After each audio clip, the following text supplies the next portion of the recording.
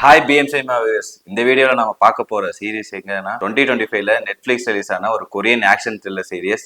இதோட நேம். இந்த சீரிஸோட ஸ்டோரி என்னன்னா, நம்ம யூஸ்வல் பாஷா டெம்ப்ளேட் தாங்க. நம்ம ஹீரோ நாம்கிகுன் வந்துட்டு தனியா காட்டுக்குள்ள வாழ்ந்துட்டு இருக்காப்ல. அவரோட தம்பி வந்து பாத்தீங்கன்னா ஒரு கிரைம் வேர்ல்ட்ல கேங்ஸ்டரா இருக்காரு. இவர் தான் மிஸ்டர் நம்மோட அண்ணன். எல்லாரும் மரியாதை செலுத்துங்க. அவரோட தம்பியை யாரோ கொன்னுடுறாங்க. கொன்னவங்களை தேடி திரும்ப இவர் பழி வாங்க வராரு. வந்தவர் பழி வாங்கினாரா இல்லையா, இவர் யாரு, இவரோட தம்பியை யார் கொண்டாங்கிறது பத்தி தான் மொத்த கதையே. என் தம்பியை கொல்ல உன்னை யார் அனுப்புனாங்கன்னு மட்டும் சொல்லு. சீரிஸோட பாசிட்டிவ் பாயிண்ட் என்ன பாத்தீங்கன்னா, இந்த சினிமோட்டோகிராஃபி ஸ்டன் சீக்வன்ஸ் தாங்க.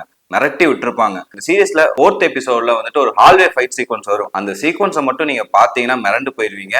ஒரு ஆள் 50 பேர்த்த அடிக்கிறது அவ்வளோ ரியலிஸ்டிக்கா எடுத்திருப்பாங்க. அதுல வர பிளட் சீக்வன்ஸ் எல்லாம்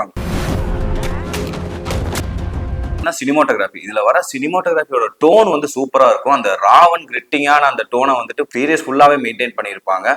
ஆக்ஷன் சீக்வன்ஸ்ல வர கேமரா மூவ்மெண்ட்லாம் வந்துட்டு வேற லெவல்ல பண்ணியிருப்பாங்க. நெக்ஸ்ட் வந்து பாத்தீங்கன்னா பெர்ஃபார்மன்ஸ். இதுல ஹீரோவா பண்ண ஒரு பேர் வந்து பாத்தீங்கன்னா சோஜி சொன். இவரோட பெர்ஃபார்மன்ஸ் வந்து ரொம்ப சட்டிலா இருக்கும். ஆனா அதே டைம்ல வந்துட்டு ஆக்ஷன் சீன்ஸ்ல வந்துட்டு இவர் ஒரு கால் நொண்டியா வந்துட்டு அடிக்கிற ஒவ்வொரு சீனும் வந்துட்டு நிஜமாவே அடிக்கிற அந்த ஃபீலை வந்துட்டு கொடுத்துருப்பாப்ல. எதுலையுமே டூப் யூஸ் பண்ண மாதிரி இருக்காது. நீங்க ஸ்டன் சீக்வன்ஸ் எல்லாம் பாத்தீங்கன்னா அந்த கொரியன்ஸ் வந்துட்டு வேற லெவல்ல அந்த எடுத்துட்டு போயிருப்பாங்க. வந்து பாத்தீங்கன்னா அந்த சேர்மனோட சன்ன ஒருத்தர் நடிச்சிருப்பாரு. அவர் பேர் வாயிலேயே நுழையில. ஆனா அவரோட பெர்ஃபார்மன்ஸ் வந்து பாத்தீங்கன்னா மனுஷன் அவரோட பிஹேவியர்லயே வெறுக்க வச்சிருவாப்ல. அவரோட பெர்ஃபார்மன்ஸ் வந்துட்டு நம்ம கேம் ஆஃப் த்ரோன்ஸ்ல வர ஜாஃப்ரி கேரக்டர் மாதிரியே இருக்கும். பிஸியா இருக்காங்க, உனக்காக அவங்க செத்துட்டாங்க. நெக்ஸ்ட் வந்து பாத்தீங்கன்னா ப்ரொடக்ஷன் டிசைன். இதுல வர நிறைய லொகேஷன்ஸ் வந்து பாத்தீங்கன்னா அது செட்டா இல்ல உண்மையான லொகேஷனா நம்ம கண்டுபிடிக்க முடியாது. அந்த அளவுக்கு அவங்க செட்டு போட்டிருப்பாங்க. அப்புறம் ஹீரோ யூஸ் பண்ற வெப்பன்ஸ் வந்துட்டு ரொம்ப யூனிக்கா டிசைனா இருக்கும். சீரிஸோட ரன் டைம் சொல்லலாம். ஒரு எபிசோடு 40 to 45 மினிட்ஸ் தான் இருக்கும். அதனால உங்களுக்கு லேகா எங்கேயுமே ஃபீலா இருக்காது.